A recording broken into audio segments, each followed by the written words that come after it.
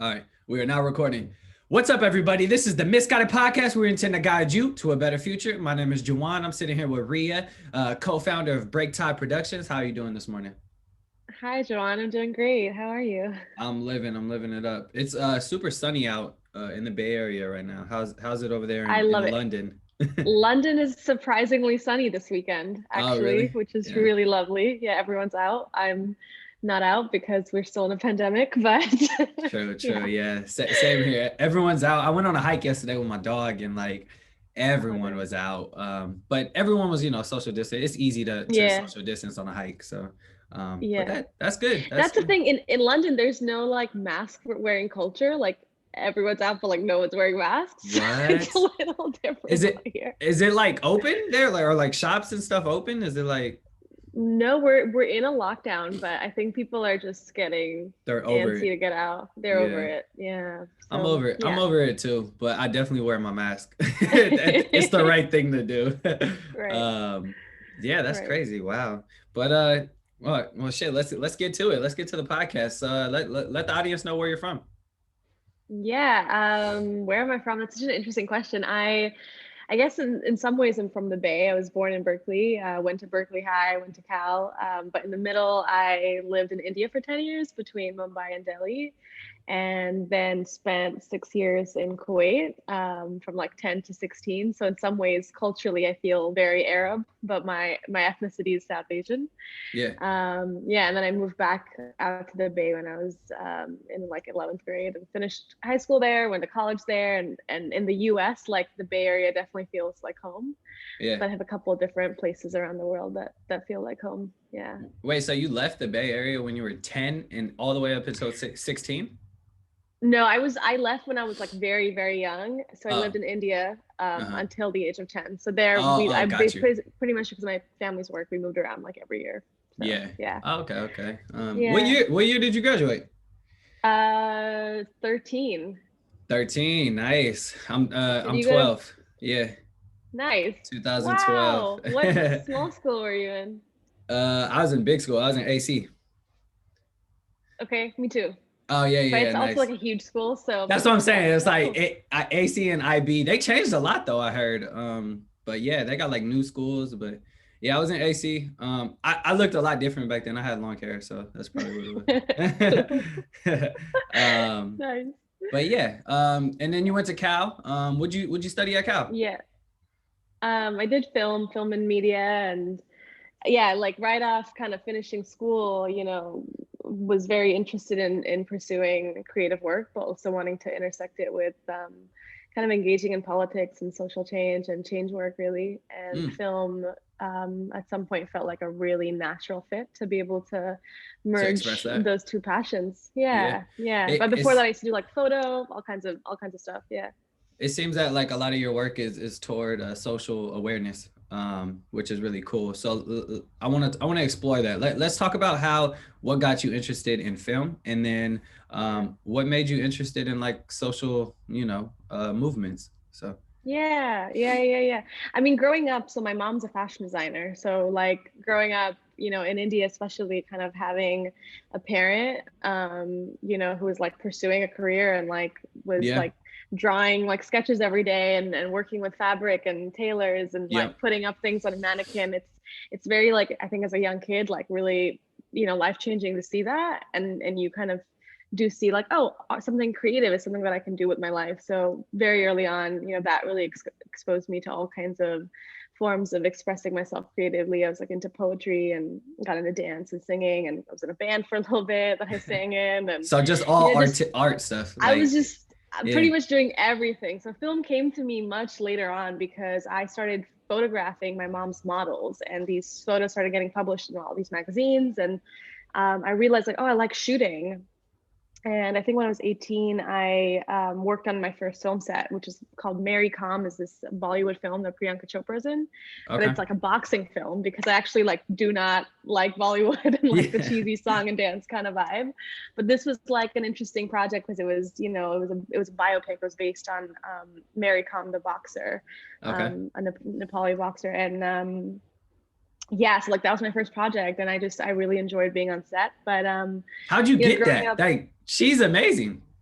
Yeah, I joined as like an intern, and then by the end I was like one of the 9 assistant directors. So Yeah, that's it wild. was a huge step. Yeah, this was like way back when, but yeah, but also growing up, living in India and then living in the Middle East, I was kind of just really, I think also as a person who also felt like an outsider to many of the communities I was in, I was really interested in this perspective of like, what does it mean to feel belonging and safety in a community? So just really interested in these kinds of themes. And just seeing everyday inequity and inequality in my life, like it was very easy to see that and to Yeah, access it and to have questions about it. yeah, And so I think very early on I was really concerned by why these things existed and wanting to be an active person in engaging with those subjects. That's kind of, yeah. So at first I was like, do I want to be a lawyer? Like, do I want to, go into like some kind of activist work? And then I kind of really found that, I feel that my voice is the strongest when it is expressed through creativity. hmm. So that's kind of ultimately what I moved towards. Yeah. That's super cool. What were you working on stuff at Berkeley High and like in college? Like, oh, obviously in college you studied it. Were you working on stuff at Berkeley High, like doing film? Not too much. I did a lot of theater at Berkeley High. I'd like stage managed a couple plays. I acted in a couple plays. I danced. So it wasn't film at that point. And I was like in like Model UN. So Yeah, it's like some stuff that's like political and then some stuff that's like, yeah, so not right away. But when I applied to college, I was like, okay, like, I tried to like make my first little film to put into an application for school. So that's kind of when I really started getting engaged. And that summer out of high school is when I worked on the MaryCon project. So that really, I think, changed a lot for me to see what it was like to actually be on a film set with like thousands of people, like you're coordinating all types of things. And it was yeah. just really exciting. Yeah. That's cool. Cool. I like that. Let's talk about what happens after college. You know, a lot of people, shit, they don't know what they want to do, right? They end up studying one thing and then they go on and get a 9 to 5 that has nothing to do with Yeah. what they studied. You're still doing what you're doing, what you studied. So that's bravo to you. Yeah. How was that transition after college, and like what did you decide to do? What, you know what I mean? Yeah. I think for me, like I was very stubborn about like I need to find a way to make a living being an artist. Like Mm, I just wasn't gonna take no for an answer. And right away in school, like I already, like even in college, I already saw these kind of ways of the inequities showing up where like all the people behind the camera were like a bunch of bros, and I was very competitive, like I need to be behind the camera, like I need to learn. yeah. So like that first year I just shot a lot. Like I shot maybe like 5 times, 5 days a week, really, for that first semester or first year to really get comfortable in my craft and develop that. And then I started taking on gigs shooting weddings. So I've shot over like 100 weddings. What? That's a money grabber. Like that's It's, super. yeah. Yeah, that's super So it good. helped me learn, at that time, a lot of these jobs weren't well paying and they were kind of like very basic, but it allowed me to first practice my craft and also start to get comfortable earning money from it. Yeah, And so by yeah. the time I graduated, I had done a lot of freelance work, but I took on a job kind of as a video producer for a news and production agency where they had like a digital kind of, how they have like digital media a Yeah, lot now, yeah. where you have like a Facebook page with. So it Hmm. was one of those kind of things. And it was a small company, very tiny team. I was pretty much like the only person really doing All the work. Yeah. video on it. Yeah, but it became a great way to kind of really develop my skill, and they gave me total freedom to pursue all these really interesting stories. So that was really exciting. And then I moved on to another company, Hearst Magazines, and that was another kind of remote video producing role, where I also like shot and produced videos. Yeah. So yeah, it was fun. It was a lot of fun, and at the same time, like I knew it's not really what I wanted to do long term. Like, I knew that I ultimately wanted to tell my own stories and be able to do it with like more freedom, more creative freedom. And also it's a constant balance, I think, for artists to be like, okay, how do I sustainably make, a living and also pursue my craft? So that was something to juggle that, continues to come up, I think, in all of our lives. But Yeah, yeah. it's always gonna come up no matter what. Yeah. um, that's cool. We talk about kind of finding your worth, finding your value. A couple weeks ago, I was asked the question, how much is an hour worth of your time? And I really didn't know how to answer correctly. I automatically just went back to my last job and was like, oh, this is what they paid me, so that must be worth my time. When in reality, that's not, right? You're worth a lot more. So I guess my question would be, how do you figure out what's worth your time and what's worth your time investing in a project and how much you're charging? Does that make sense? Yeah. Yeah. Totally. So how do you figure that out? Does it take years, or does it just take experience, or what? Yeah. I mean, what's interesting about that question is there's multiple ways to decide that, right? Like there's one on a financial level of like, Yep. Financially, there's a whole process for determining that. But also in terms of my time is like, sometimes there could be a project that my friend needs support with and is totally unfunded, but it's something that I see potential in and I see value in. And Passion. so I think passion and yeah. And so I think like even the way I work right now, it's like I'm always balancing out. Like we say no to a lot of well-paying jobs if they don't interest us or they don't align with our values. Really? Yeah, like and I think that's can you give an example? Breaktide, Can you give an example? I don't know if we can follow. I don't know. Yeah, all right. If it's a big company, but I don't know. So I'll give you a vague example without naming them, but one of our projects that we work on is, to do with like environmental racism. And we got approached, 1 year to do a project by a company that had a lot of issues, like very public issues with, really damaging a community because of their policies and how it's, in terms of environmental risks that have been caused to the community as a direct result of their actions. Okay. And I think, this maybe was a part of their rebranding campaign or whatever it was, but they were really interested to have us on and kind of show that they're also like supporting young women of color, like as a woman who. It was like their apology thing. It was like their comeback season. Yeah. And, for us, it's like, look, I think at the end of the day, like we have to be really clear about who we're making art for and who we're doing this work for. And we know that we want to be in service of these communities who this company potentially harmed and put at risk. Yeah. And so it's almost like crossing a picket line, right? It's almost like at that point, the money isn't worth it because it's compromising our values. And at the same time, like I think there are a lot of projects we've worked on where we still have to navigate that line. Like we've done campaigns for clients like Nike, and Nike has potentially had a really messy history in terms of the way that they produce their shoes, so in each campaign, we're also looking at understanding that like we live in this capitalist world where we have to be really like decisive in why we're making a decision, but we look at a specific campaign and we see, okay, how is this campaign trying to give back to this community that it's claiming to uplift? And so when we're part of that, we try to be really intentional about having those conversations with the client. I was just about to ask, like when you do accept a campaign, do you kind of like align it with your goals and try and like not make yourself feel better, but like, this company, I believe that this campaign will help them be looked at better, right? Help their image. And so, yeah, I guess you answered it perfectly, but like, I love that you're all about the core values, like, and sometimes you'll turn jobs down. A lot of people don't do that. They're just in it for the money, right? Right. And so, and I think, like, absolutely. And I think that's kind of the value to me of having a production company with 2 other women of color, having Breaktide, and knowing that like there might be times where we mess up, where we make a mistake, and like, what does it mean for us to be accountable to each other?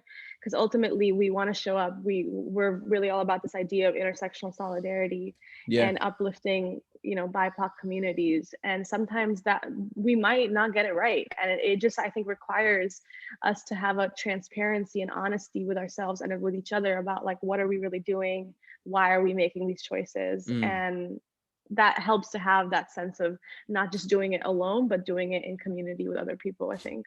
Yeah, I like that. Cool. So how'd you meet your co-founders? How did Breaktide start? Yeah, so Jelena and I went to high school together, actually, Berkeley High. We were in MUN together. It's just like, and we lost touch in college. And when she came back home, I was still in Berkeley, and she was like, "Oh, I want to work on this like little short film. If you want to like shoot it for me, that'd be kind of fun." So I was like, "Okay, like why not?" And we basically just like did a little project together. And she was very randomly like, hey, like, I'd love to start a production company if you Yeah. want to start one together. And I was like, you're insane. Like maybe in like 5 or 10 years, like Yeah, I don't know yeah, if I was like, am I qualified for something like that? Like, I don't know. And she's like, well, if think about it. I met this other girl at this networking event, Alex Bledsoe. Like, she seems really fun. Why don't we all like meet for brunch one day and like talk about it? I love So that. I love that. yeah, so it was a Sunday afternoon, and I showed up with like my notebook and pencil, and Alex and Jelena is like sipping on mimosas. I was just about to I'm like, say, probably sipping on mimosas. That's so hilarious. we knew early on, like, okay, I was very serious. I was Yeah, like, let's get to business. that's hilarious. Hey, nah, that's good. That's good. Bring your Yeah. notepad and, So and sip some mimosas. That's when the yeah, best ideas so come out. yeah, yeah. So it was just cool because, it's very easy. Like, I think sometimes these decisions can be really challenging to know who to partner with, what types of relationships to get into professionally. And we had just such similar values, and also personality wise, we got along, and we were like, this is really interesting. Why not? Like, it was kind of that attitude of like, why not? Like, what's in the way? What's stopping Yep. us? And yeah, I think it's like one of the best decisions I made in my life to say that That's yes in the face of that unknown of whether it would work or not. that's awesome. How long have you guys been together? Like, when did you guys start? 3 years now. Yeah. Oh shit. Congrats. Yeah. Congrats. Yeah. Congrats. Thank That's you. super dope. Man, 3 years, that's a lot of businesses fall apart like within less than a year. So to be able to Yeah. maintain a business for 3 years, to grow it is super fascinating. To work with big clients, which we'll talk about a little bit. But I want to know, like, throughout the 3 years, what's been hard for you? Like, what's been the hardest struggle? Because Mm. we like to highlight the Mm-hmm. struggles, so that we can kind of give people a way to avoid them, if that makes any sense. Yeah. And just Totally. kind of educate them on how they can, be better. So what are some Yeah. struggles throughout the 3 years that you experienced? Yeah. Yeah, and to share that, I should give a little bit of context about how our company is run. Like, when we started, we were very much wanting to create our own work on our own terms, right? And Mm, so we're like, okay, how do we navigate this industry in a way where we can be financially sustainable and also be like making our best work on our own terms? And yeah. so the way that we generally split up our year is that we spend 6 months working on ad campaigns, working on campaigns with clients, and ideally 6 months working on our passion projects that take years, that often, are really tough to fund and get funding on. And really the biggest challenge has been balancing that balancing act of like, one, working ethically with companies and to make that money and to make that financial sustainability piece happen, and then also like give enough support to the projects that like are near and dear to our heart. So, Alex is working on a project about Oakland called Oakland. It's about lead poisoning in Oakland schools, and Lena's going to about Mauna Kea and the activists on this native Hawaiian mountain. And I'm working on a project about Kashmir, which is in the border of India and Pakistan. It's the world's most militarized zone. So we're all working on these projects that like, have a lot of like really high stakes. And when you're working on a long form documentary, like it takes years. It takes years to build those deep relationships and to really build that story out in a way that's meaningful. And I think what we found is that it's not been easy to navigate gatekeepers. Like, when you're trying to get your first film funded, it takes a lot. Like, people are like, what have you done before? Like, Yeah. they want all these things from you. And so for us, it's kind of been like, how do we hold our values and our ethics really close to our chest and not compromise that in the face of also needing to Needing money. earn? Exactly. Yeah. And I think it's something, yeah, it's a constant challenge. It's like for musicians, like signing, it's like fuck, what's the god damn it, what's the word? It's like when you give up your pretty much your rights, and it's like when you submit Yes. to Illuminati or some shit like that, Right. you don't want to give up your soul just for a paycheck. There we go. Exactly. That's it. But Exactly. you mentioned something though. You were talking about how all three of you are working on three different projects. So I want to ask about that, because you have a company, but you're in Yeah. London right now, and Alex is Yeah. in Berkeley, and or or wherever. Alex is in Amsterdam. Julian is in Amsterdam. Berkeley. So like when someone books you, do you all have to be at the production site? Like what if, I'm so confused how your structure works. Can you go over your structure a little bit? Yeah, we're very international right now. I see. You're everywhere. That's good. Yeah, and I think we're run a lot more like a collective than a traditional corporation. Like we want our lives to be exciting and fun, and also we want to do the work. So yeah, like if a client comes to us, if it's really exciting, like one of us or all of us will fly out and make it happen. Otherwise we do have the support system to like, hire out people to do the work we need. But also with COVID, like we've really avoided doing in-person shoots. And so, the last 2 years, like like since 2020, really, we've really adapted to seeing like, okay, what are digital remote ways that we can conduct a story and like make it, come to life, whether that means like doing more animation or doing things that we don't have to be in the field for it. So it's actually given us a lot of flexibility in that sense around creatively being really resourceful. But doesn't yeah, usually. Sorry, not to cut you off. Doesn't that sometimes take away the creativity? Not as much, but the kind of the passion. There's something different about being on set versus behind a computer screen creating the animation. I totally agree. Yeah, I love being on set, and I love being on set, and I'm like, but also I'm like, okay, COVID. Like I don't like. True, I actually, I shoot a lot, right? And so last year I was like, I didn't really want to put myself in that situation. And it's like, at that point, it's not even me. It's like, I'm putting whoever I'm filming is at risk, whether or not I take all the precautions, do everything. So I guess the way we're thinking is like also about doing, like making art safely and sustainably. And like sustainability has always been a big piece for us. So we love being on set, and we can't wait to all be on set together again soon. The shots are coming soon. Shots are coming soon. So yeah. And at the same time, we're like, maybe this project can be done a different way, and sometimes that opens up an interesting possibility as well. In business, you have to adapt, and that's exactly what you guys are doing, is adapting to circumstances, because if you don't adapt, your business could fail. If you're not willing to go stand in front of people and film them the old school way, right, but you're also not willing to sit behind a screen and animate what they need done, then your business, could potentially fall. Right. So you just have to be willing to adapt. And I think that's the important thing to point here, which you guys have done. But it's super cool. Like you mentioned, you guys are like a collective and not the traditional thing, and the traditional company. And I like that. That's because you get more experience, you get more of a perspective, right? You guys are all in different places right now. You guys are all doing your own thing, right? And it's about social like reform or stuff like that. It's like, could you imagine if you just brought that all together, like, and made one film or something that had to do with like different topics? So I don't want to spoil anything if that's what you guys have. No, but I love creating work on something together. We're like, okay, one day we have a few ideas on like doing something together. But even these projects that we're all working on, it's like we're in touch every day. So I was gonna ask, how often do you talk? We're so immersed in each other's lives, and we do know, like, okay, with this person's project, these things are changing, like this is happening. So we're kind of in some ways like creative consultants or advisors on each person's project, and we're kind of there each step of the way as things are developing. But this is it, right? Like we wanted to create a business and a career that could fit into the best lives that we want for ourselves. Yeah. And we see that personal vision as part of the collective vision. So like for Alex, if that means like taking a month off and being in Amsterdam, like for me, if that means like, hey guys, I want to be in London this month, like we make it happen.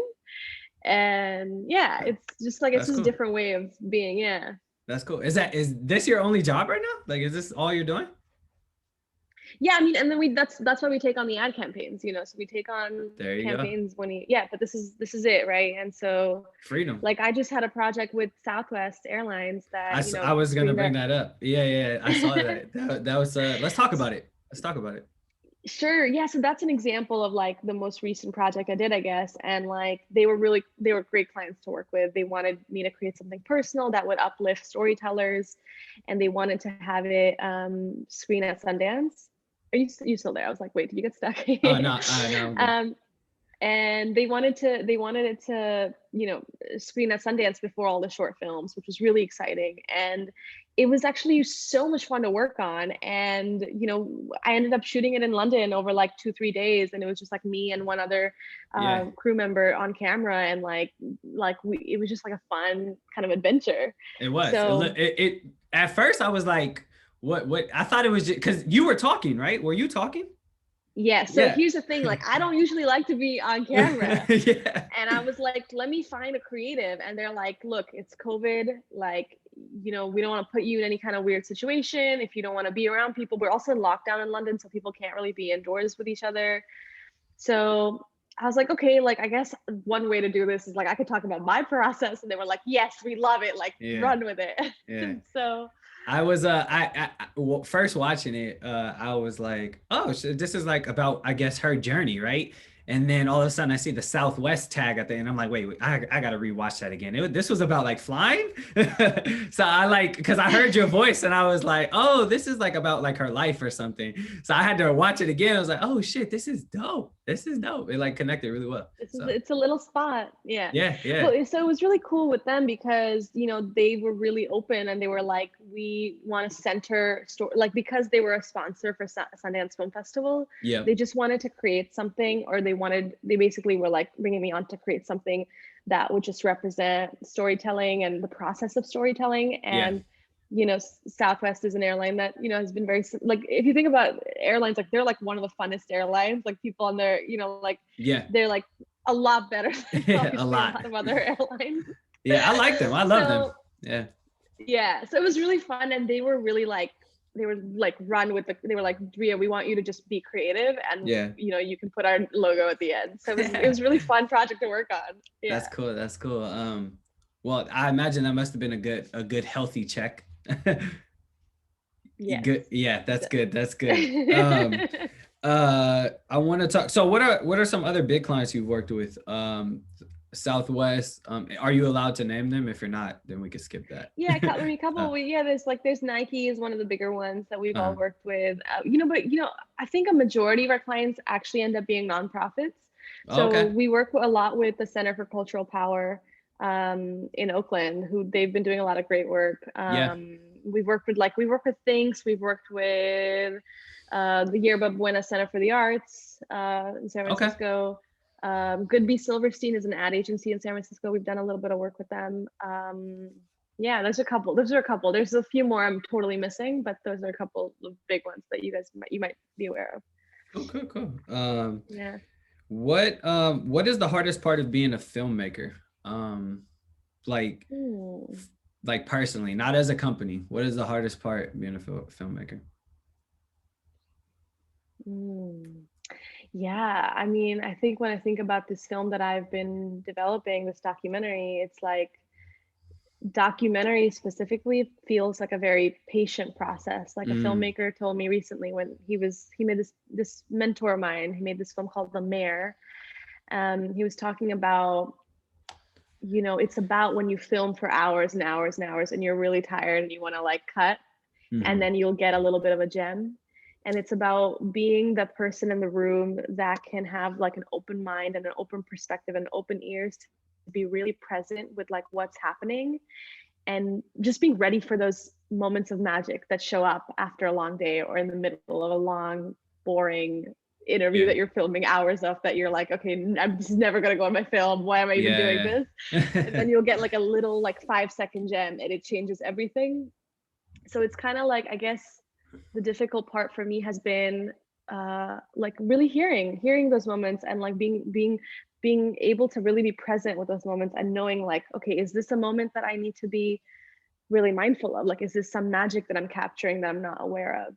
Yeah. And then just being really like persistent to like look at the footage, like, you know, it's like there's a lot of like hard work and boring work at times. So it's like being, I don't know what the right word is. You gotta be motivated to just keep going, and you got to be patient, which is what I was gonna say. I suck with patience. Like I was at a model shoot like 2 days ago for I had to do yoga, right, and for a film or whatever, and And I just like, I applaud the filmmakers, right? Because they are the most stressed out people on the set. Like as a model, I show up, I just, what do I do? I'm sitting here most of the time waiting for my turn, you know what I mean? And then it's like when my turn comes on is action, but they are like, right. like the producer was like, when I first met him, he was sweating, like just looked crazy. Man. And I'm like, oh man, this is about to be a long day.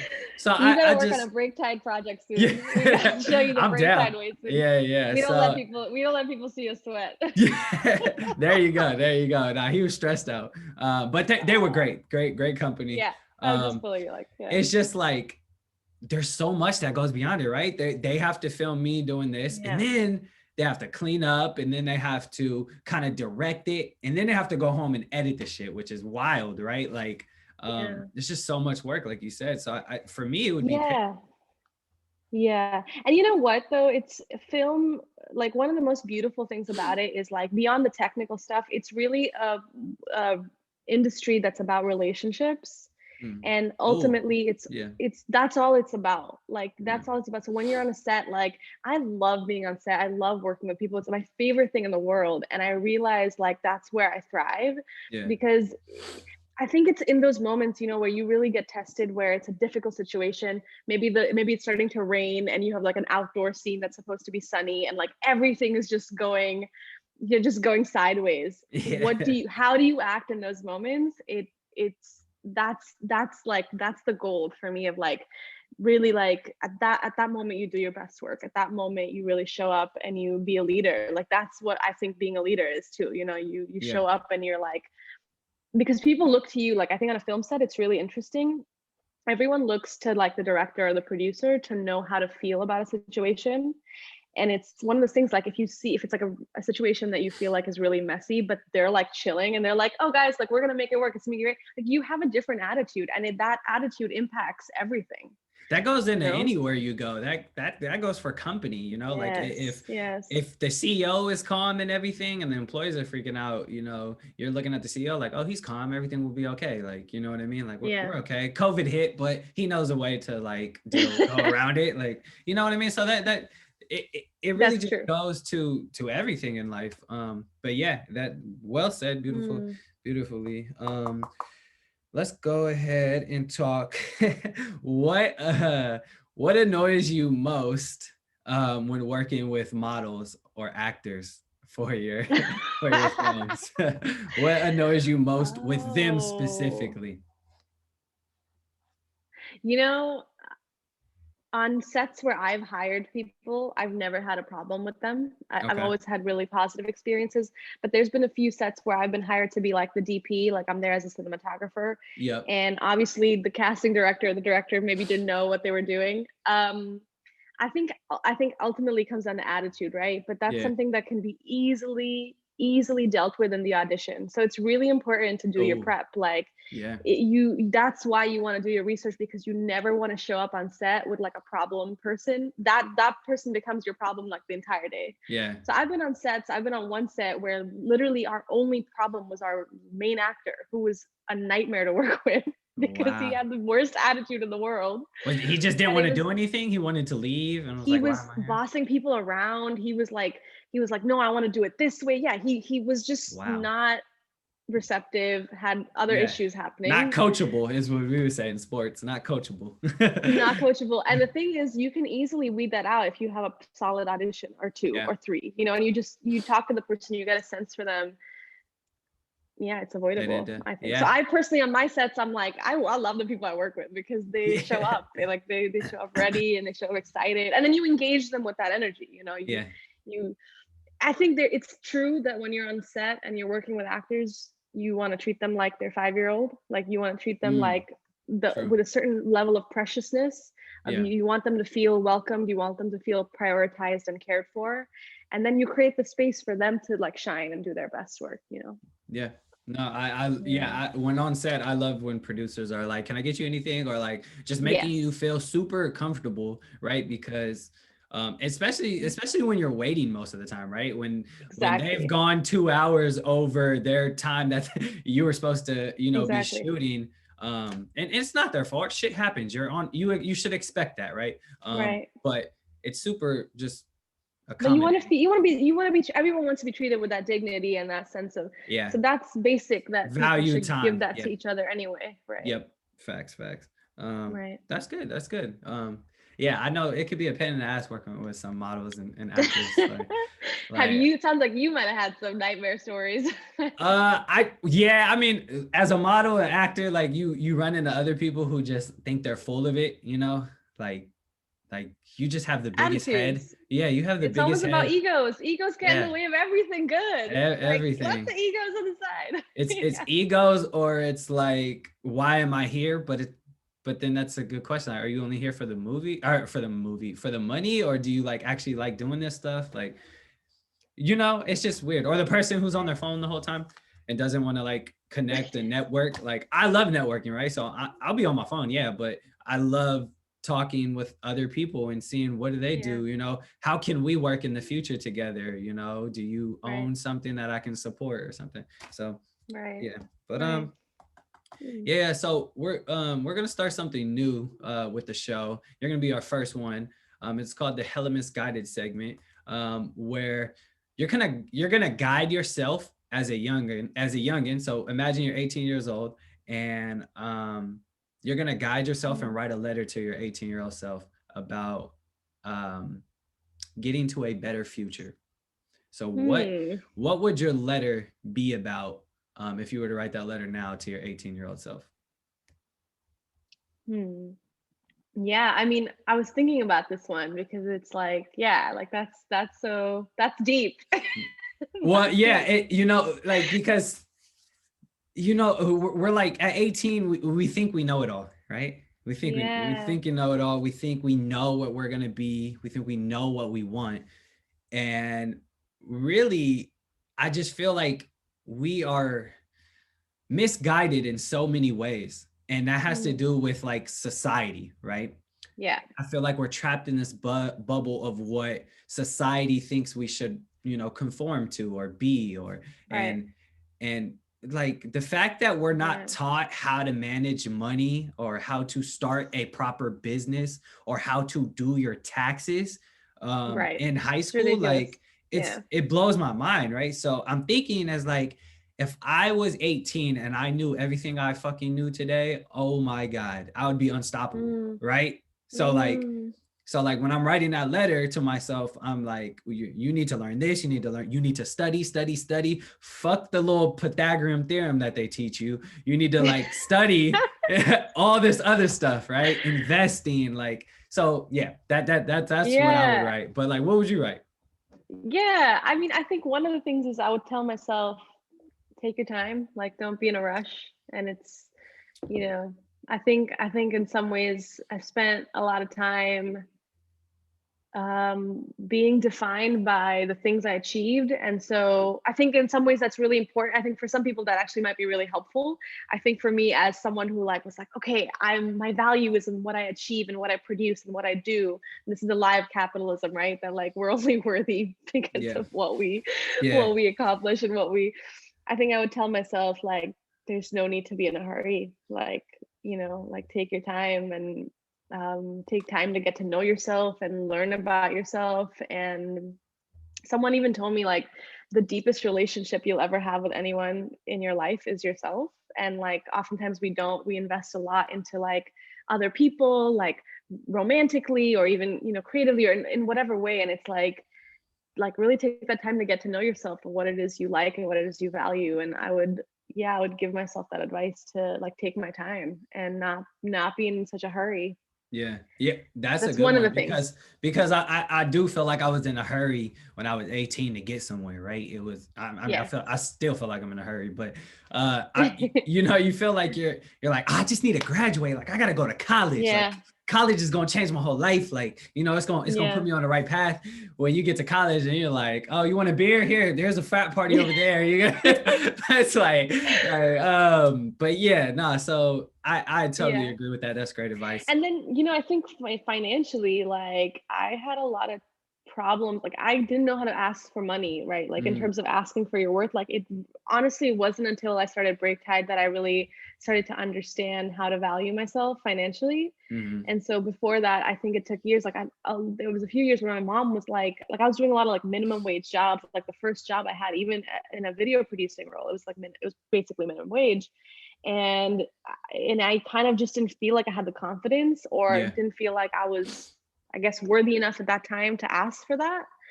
And yeah, I think I would also be like, you know, I don't know, one of my advice pieces to myself might be like, you can have a little bit more of that like big D energy, you know, like big diva energy, like go in there and ask for what you want, and don't be afraid of what, like, you know, just be bold enough to ask, and then see what happens, you know. So, no, I love that. Great advice. Cool. Well, I mean, I think we covered a lot, you know. We covered a we lot. did That was a really, it was deep. It was kind of deep, you know. I feel a little soul cleansing over here, but I appreciate you coming up here. Yeah, that's good.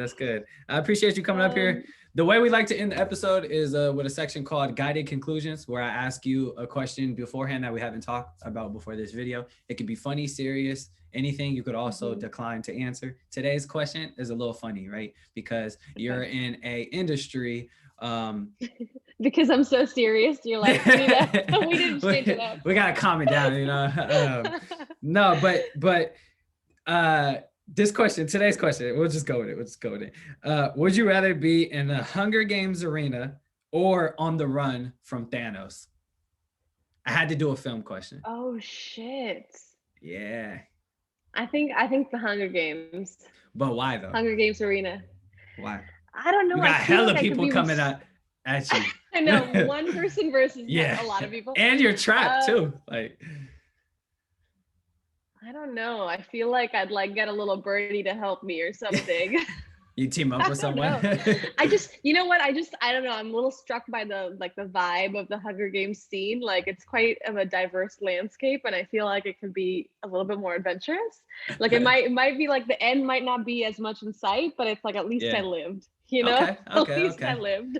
The Hunger Games right now reminds me of the beginning of coronavirus, when the toilet paper and water was all gone. That's how it was in the grocery stores. But no, that's a good answer.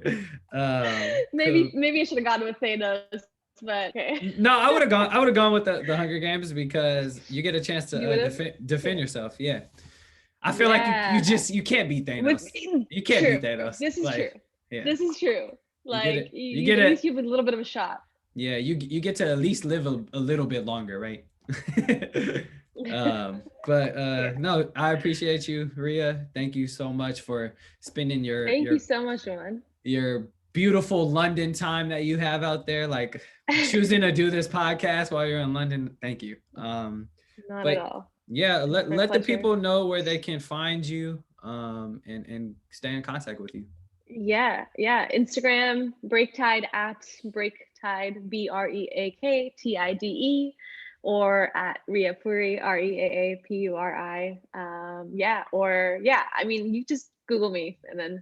Google me. It's easy. It's easy. You can Google me. Just Google me. Okay, damn. We're gonna cut it right there.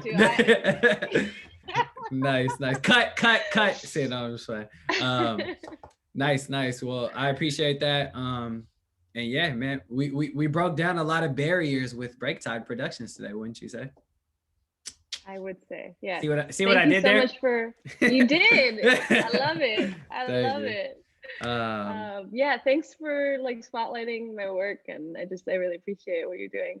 Of course, your work is super dope.